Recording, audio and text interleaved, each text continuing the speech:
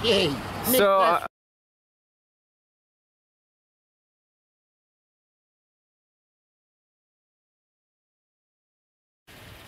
everyone, welcome back to Pine Hollow Auto Diagnostics.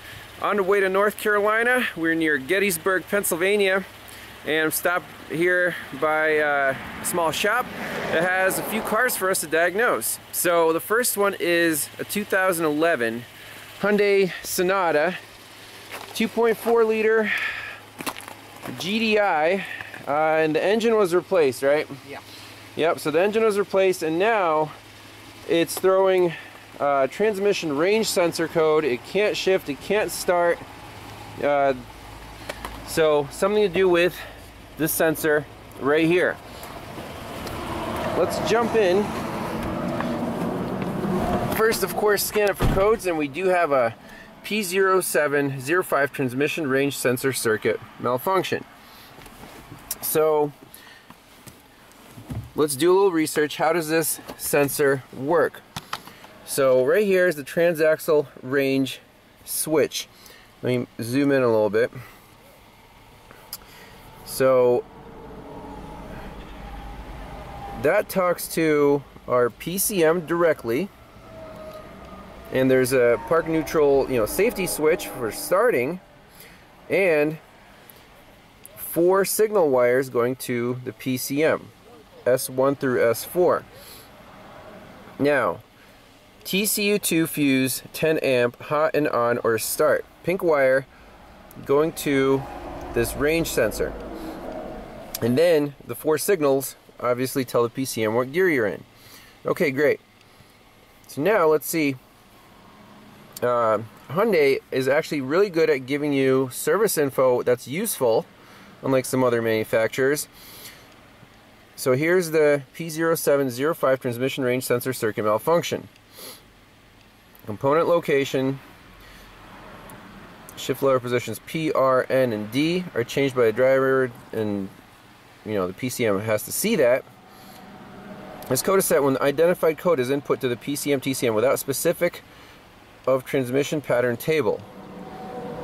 So basically, here's a table, very convenient, S1 through S4, and if you're in park, S1's high, S2 is low, S3 is high, and S4 is high. And you can see as you shift through the range, right now is just showing neutral, and the little N is lit up, but we still can't start it. If we shift to any other gear, this disappears completely, the blue light, and that disappears. Neutral, drive, put it back in park. So when you put it back in park, it thinks it's in neutral. That's very strange. So I want, on scan data, let's see if we can find these PIDs and run the shifter through the the whole range and see if we get the right values on our table. Before doing that, let's just verify super quick that this power feed TCU2 fuse is live, that we have power on this pink wire at the connector. Alright, so test light, it's connected to battery ground. Make sure your equipment works. Yes, the test light works. So TCU2 fuse is right here, second one over. Hot over here, hot over here. That does not necessarily mean that we have power at our range sensor. So since it's very easy to get to, let's just unplug it and look for that pink wire. It's the second one over. Yep. So if we touch our test light on that pin, yes, we do have a good power. So that's good. Now we can proceed with the scan tool checks. So unfortunately, the scan tool does not give us the values of the 4 signal wires. It just gives you shift, lever, switch, and current gear. So that's what I have pulled up on the THINKTOOL Pros. So PN and N right now, and the little blue light's lit up. So let's put in R. It doesn't know where it is. It does not change at all, and the N disappears. and then the end lights up, but you're in park. Very strange symptoms. Our data PIDs did not change at all. So now, let's go back to our table, and what is the common, can we just from these symptoms say, which one of these is not changing state? Is that possible to do? So in neutral, we have 1101. All right? So let's say S3 is down. In P, in park, that should light up. So we need to do voltage measurements on these 4 wires. And the only way to do that quickly and efficiently is with an oscilloscope. We have 4 channels. We're going to hook it up to the 4 wires and see what these wires do. Alright, so we got 4 channels plugged in on the picoscope, S1 through S4. Back probing the connector. Connector's unplugged. So we're right here. Blue channel 2 is red, 3 is yellow, or 3 is green, 4 is yellow. Now, I assume when they're all unplugged, they should be low or at 0 volts. Well, we go to our scope, so I staggered them, so the blue, green, and yellow are at 0 volts.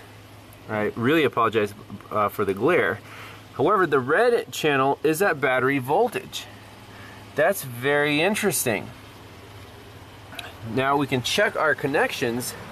We take our test light from battery positive.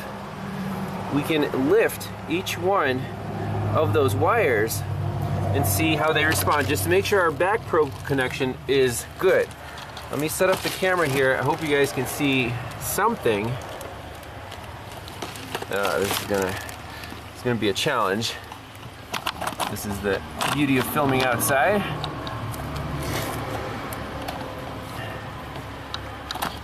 I think you can make out the traces. But anyways, let's so I'm going to touch the red channel first. You see the voltage lifted up just a hair. Okay. There, you can see all the channels. Let's go through the other ones. So there, I lifted up the yellow.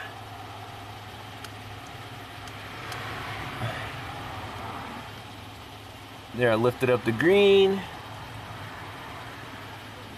And it looks like the blue does not have a good connection. Let me fix that, because we need proper connections for good testing.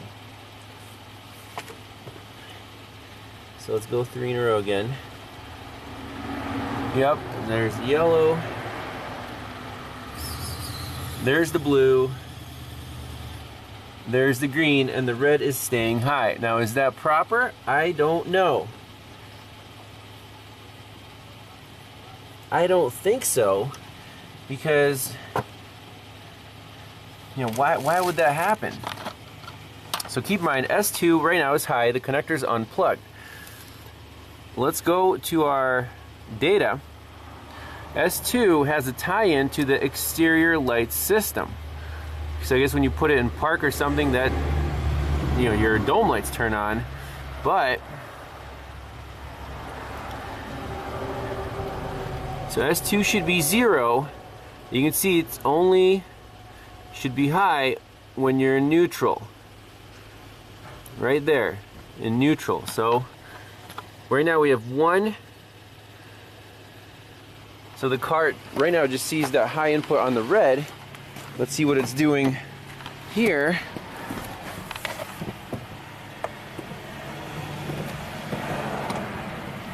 Okay, so it's not showing anything.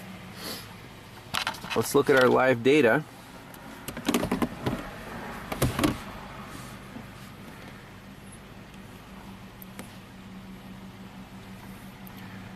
It says shift lever switch D.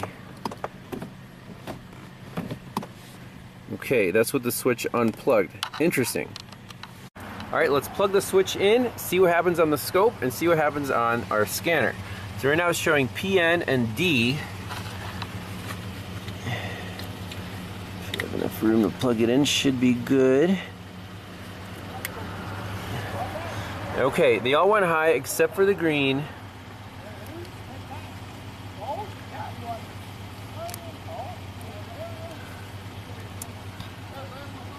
Okay, all high except for green. And what does our scanner say?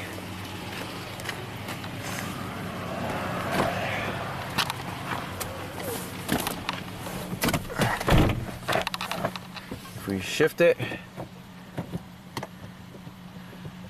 let's see, key off, key on. Now it says neutral. It says PN in neutral. If you shift it out of neutral, it stays in neutral. So before only red was high, and now with the switch plugged in, only green. Only the green channel is low. Oh, sorry.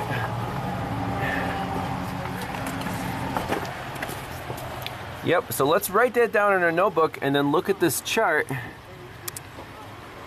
to see if that makes any sense. So it is true that right now only the green is low, so the computer thinks we're in neutral. But when we're in park, S2 should be low and the other ones should be high. So something's really messed up here. Alright, so now we're sitting in the driver's seat looking at the scope. We're in park and all the signals S1, S2, and S4 are high, S3 is low. So that means the car thinks that we are in neutral. High, high, low, high. High, high, low, high. N is lit up even though we're in park. Let's look at the scope and shift it into reverse, see what happens.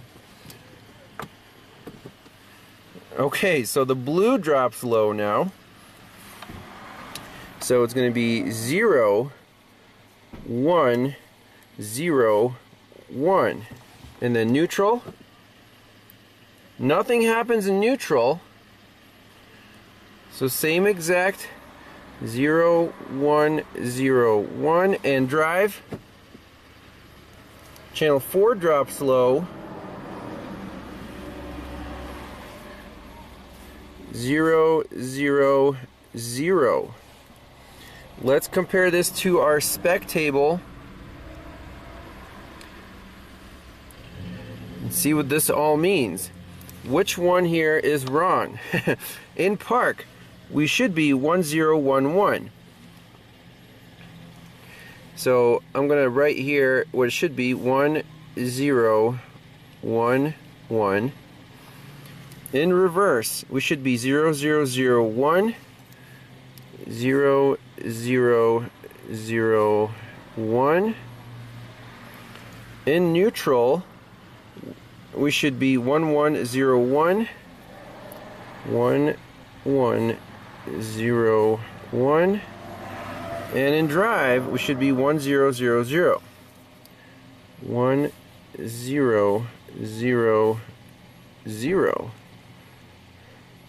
Does this make any sense whatsoever? So you see S2 does not change at all. I don't like that.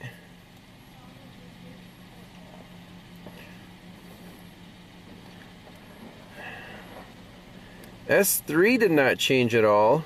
I don't like that.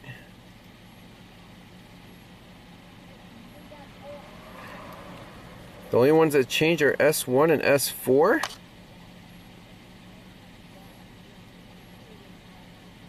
So S4 was correct. That's interesting. So this is okay.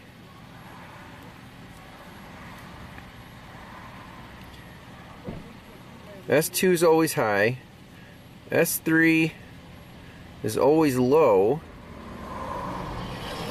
And the S1 was incorrect in neutral and drive, it looks like. Let's repeat that just to make sure we didn't lose contact with anything. So back in park. Yep, S3 is low. 1101, correct. Reverse, the blue changes. Neutral, nothing changes. Drive, the yellow changes. Now if I go to sport mode or whatever to the side and go plus or minus, that doesn't do anything at all.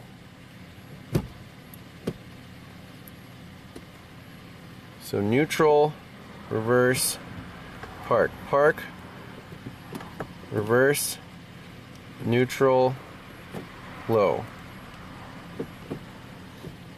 So let's save that window for reference. I also want to see why this car doesn't crank in any position of the shifter. So here's the starting system diagram. We have battery coming up to ignition 2 fuse, going to our ignition switch, then we turn to start, we go through our start fuse, through automatic, through those other 2 pins, the gray that switches if you're in park or neutral, I assume. Then on the black it goes to our start relay. Okay, very cool. So the PCM is not involved here. I want to see in park or neutral, is this switch aligned? So let's put our scope lead on the black wire right here, and an easy place to get to it would actually be at the start relay. Okay, on the control side, so one pin on the control should be ground, the other one should light up when we turn the key to crank in park or neutral. I want to put a scope channel on there, or a test light, and see if we're getting a start signal in any of these positions. So first quick check I want to do is right at the start fuse on the dash fuse box. So when we turn the key to start, that fuse should light up. And here's the little cover, and the start fuse is the top right fuse, 7.5 amp. Let's zoom in on that. So it's going to be this one. So I turn the key to start. Yes, it lights up, and check the other side. Yes, it lights up. So we're not going to be wasting time scoping this relay, so the circuit is good through here. Going through our switch, so we can check the gray wire first, see if that goes up on the scope, and then check the black wire. I mean, we know the engine doesn't crank, so that black wire is going to be not hot. Let's check the gray wire. Okay, so I relocated the red channel to the gray wire. Let's turn the start key to crank, and nothing. Interesting. Okay, so I moved the scope to the black wire, and boom. Okay, so our voltage is making it to the black wire, so this wiring diagram, again, Hyundais are notorious for this. Instead of the gray coming in and the black going out, it's the black coming in and the gray going out, whatever.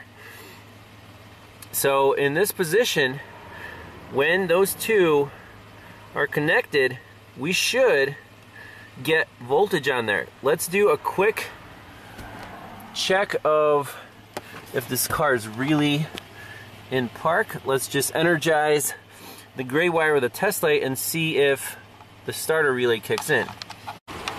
Okay, so at this start one relay, let's check the basics here, powers and grounds. On the control side, we should have a ground, left front of engine compartment, GE01, and the control side should be energized by, you know, the key. Here we should have power, and that goes to the starter. So test light connected to battery ground, test light works. Let's check for power on the load side first. And the way you can tell is the fat pins are the load. So those two horizontal ones. Yes, we do have the load feed is good. Now let's move our test light to battery positive. Make sure our test light works. Now we're checking for grounds. So that should go to the starter motor. That's good. And one of these should be a ground. I'm not seeing a ground on either one of these control pins, even though it says GE01 left front of engine compartment. That should be tied, you know, together. What are the chances that an engine ground was missed, or you know, this thing is all rusty and crusty. Maybe it's not making good contact, but that's a problem. We're missing GE01. Okay. That's why we're not starting. So one of these should be a ground, okay. Now let's move the test light back to battery ground, make sure it works. I just want to see if one of these control pins lights up with everything connected. We'll connect our range sensor, and you know, will it light up in park or neutral? Okay, so I picked one of the pins with the test light to battery ground. Will that one light up when we crank the key? Let's look. Yes, it does light up. And let's shift it to reverse. Make sure our parking brake's on just in case. In reverse, it still lights up in reverse. Let's go to neutral. Still lights up. In drive, it still lights up. I don't think it's supposed to happen. That's so weird. It's always lighting up, and there's no ground on that relay. Crazy stuff. So with the range sensor unplugged, that pin on the start relay still is hot. So the diagram is really messed up, or something's messed up with this car. That's really frustrating. Okay, so took a little time out here. This diagram does not appear to be accurate. So it shows, you know, the positive feed coming from the ignition switch through the start fuse, through some burglar alarm relay, automatic transmission, gray wire, to your little switch, and then out on the black to the relay. What it seems like is the reverse. The start relay and the park neutral safety switch are basically switched places. The power feed actually goes through the start relay, and the ground isn't direct ground, it's grounded through the stupid switch. So the way to prove that is, I have a test light from battery positive, so we definitely have voltage on there, going to the control pin of the relay and looking for ground. Now my scope is on the black wire, right there, on the black wire, and our scope shows right now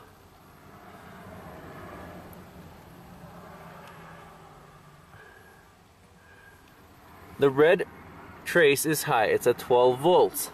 If I remove the test light like that, our voltage drops down to 0. So that proves that the switch is located after the relay. Does it not? So our test light was right here looking for a ground.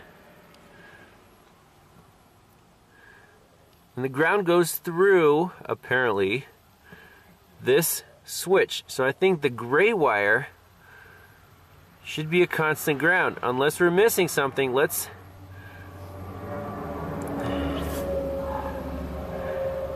We verified that the wiring integrity on this black wire is good from here all the way to the start relay.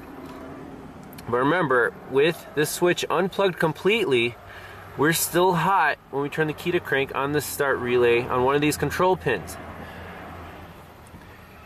That's the crazy thing. So this gray wire, I'm tempted to at least put a test light on it to ground and see what happens. Okay, so I have two channels. The red is on the gray wire, the blue is on the black wire. Now, these should only turn on when I crank the key. You see the blue goes high when I crank the key. Okay. However, nothing should happen when I actually shift the gears. But look, in neutral, it shifts the blue trace goes up. Why in neutral does the blue trace go up? When I turn the key, almost nothing happens. In all the other cases, when I turn the key, that happens. So something's really messed up. It's almost like it's not grounding or passing through the current from the black to the gray. It's actually energizing it when you put it in gear. Wow. So just proof of concept, the blue trace, which is on the black wire, through a test light, I just have it grounded. So whenever I turn the ignition switch to crank, that relay will find a ground through the test light. Let's see if the car cranks over.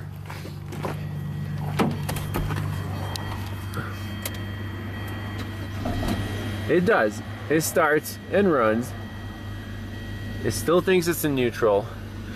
So there's definitely something wrong with this transmission range sensor. The logic is good, the wires are good, but something's really weird inside of this thing.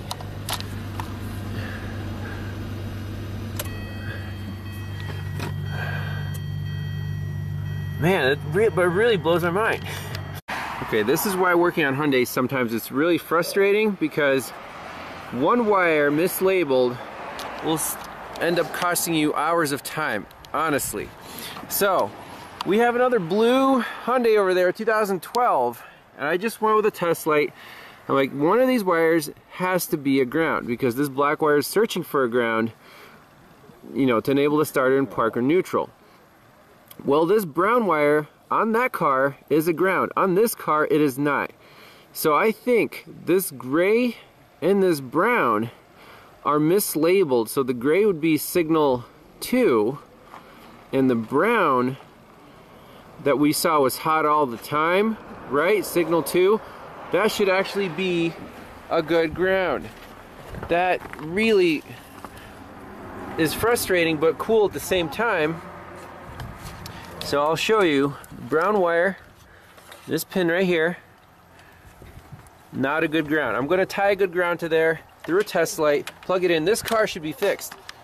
Alright, so I gave that brown wire a ground. That's all we care about. Let's see what the car does. So key off, key on. I should probably give it a good ground. Let me give it a good ground. Alright, so on the good Hyundai, I got the starter relay out. I want to focus on channels 1 and 2, the gray and the black wires, to see if this safety switch works as the wiring diagram shows that it does. So in park, let's just roll the scope here. When I turn the switch to crank, both blue and red go up as expected. Now if we switch to R, then only the blue goes up. The blue's on that gray wire. So the wiring diagram seems to be correct, but something really weird is going on with the bad car. Okay, so now my Tesla is on the start relay. We're in park. If I crank it, it lights up. If I'm in reverse, it does not. So, basically, on the good car, this is the control pin, the one on the right. Sorry about the zoom. That's the control pin. The other pin should be a good ground, right? That's what the diagram says. Now we're starting to trust the diagram again.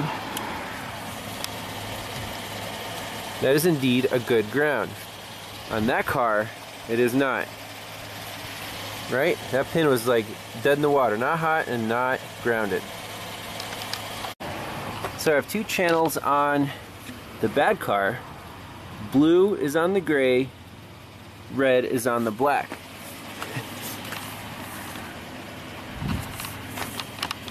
When I turn the key to crank, we expect the blue to go high. It does not. And also, if we plug the transmission range sensor in, it'll go high in neutral. That doesn't make any sense whatsoever. Okay, big breakthrough here. So without the relay,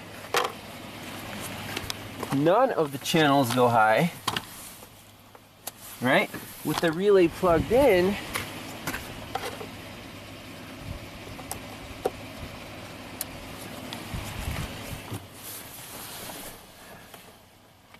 the red channel goes high.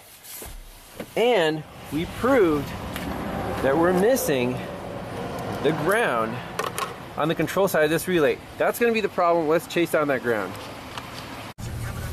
So, GE01 is on the frame rail right there, so we can poke a hole right here and see if that ground voltage is high when we're doing anything. Right here, GE01, left front of engine compartment. This relay is not grounded. And I'm sure a lot of other things tie into there as well. Okay, so taking a look at the big picture here, this problem started when the engine was swapped. It was swapped with another 2011 Hyundai automatic transmission, and the engine came with the harness, right? This is a replacement engine with the replacement harness. This is the harness from the original blown engine, right? Yeah. So this harness came with the car, yeah, and now has a replacement engine with a replacement harness. Are there any differences between the two harnesses? So I'm looking at this connector, EC11, and why are we looking at EC11? Well, because this gray wire is acting very strange, right? That goes through EC11. This black wire is acting very strange. That's pin 76 on EC11. So pin 3, gray wire, if we look at EC11, it's going to be 1, 2, 3. Okay? So if we locate it here, yep, sure enough, there's a gray wire on this harness from the replacement engine. However, on this harness, there is no gray wire. Can you imagine that? What else could be different? It's mostly the same. It's very close. But I think the boxes here in the red outline the differences. So if we have the gray wires without smart key, burglar alarm relay, or with smart key, it's IP junction box start 1, 7.5 amp from the fuse. Okay, we don't have a smart key, so we must have this burglar alarm relay. Now this is from the replacement engine. On the other model, it says gray transaxle range switch with smart key PCM start motor control switch. And then 76 black transaxle range switch. Okay, keep that in mind, because that black wire was hot only in neutral if we had their TRS plugged in, and it was also hot when we're cranking, which is the weirdest thing. It's not supposed to be hot when we're cranking.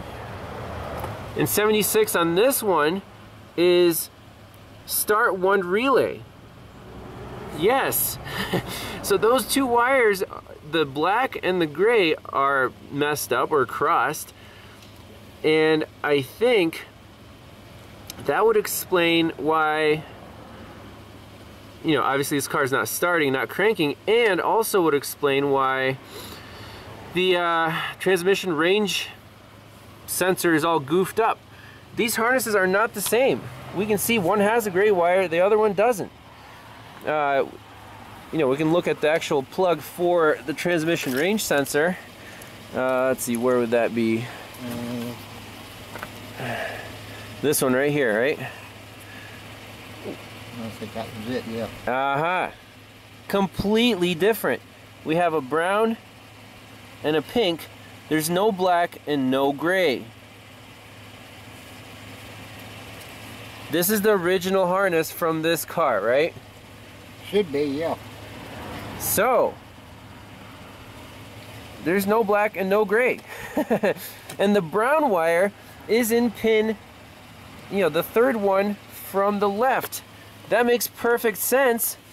Here, the black wire is the third one from the left, and the brown wire is on pin 1, next to the pink. On this one, the pink one is all the way to the left, and the brown one's the third one over. See, there's only 2 pins there. On the other harness, there's 4 pins. That's the entire problem with this vehicle. The engine swap, the harnesses are different. Oh, gee. So, Put the harness back in a bit. I'm sorry about the bad news. We gotta put this harness back on then. Now let me do a little thinking here. Would that work? What other stuff is incompatible? Like this fuse box, is it going to be the same? This is original to the car. So if we put the original harness on the car, and that's the original range sensor, right? Yeah. That's the original range sensor. That I think should work, right? The only thing different would be the engine. You need the original harness to this car because the wires are different between the 2 whatever models, like trim levels. One has that burglar alarm, whatever. Yeah. But this right here, that's key. So in this car, this was different. On the good car, is the same as the wrecked car, which the engine came from. That is insane. So that's the diagnosis. Not straightforward whatsoever. So when it comes to engine swaps, you're looking for someone forget a ground, or was the harness correct? Same model year, same everything, but not, you know, the wiring diagram showed the other 2 models. It didn't show this. This one doesn't have the gray or the black. Unbelievable. So on the OE diagrams starting system, they have a change 2010 June, middle of June of 2010. So this car was built in May of 2010, okay, before. And the other car, the wrecked car, where this engine came from, was built in February of 11. So that's the later one. So if we go to the earlier one, up to, this one should show, there's a start one fuse, burglar alarm, automatic. Goes right to that start relay without going through any transmission range switch. So the range switch on this one has just 1, 2, 3, 4, 5 wires. That's correct. So on the OE diagram, they are correct about this plug only having 4 wires. 1, 2, 3, I guess 5, including the power wire, right? Now if we go to the later one,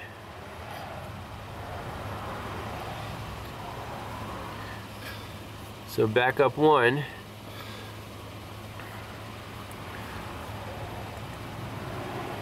let's see, OE, starting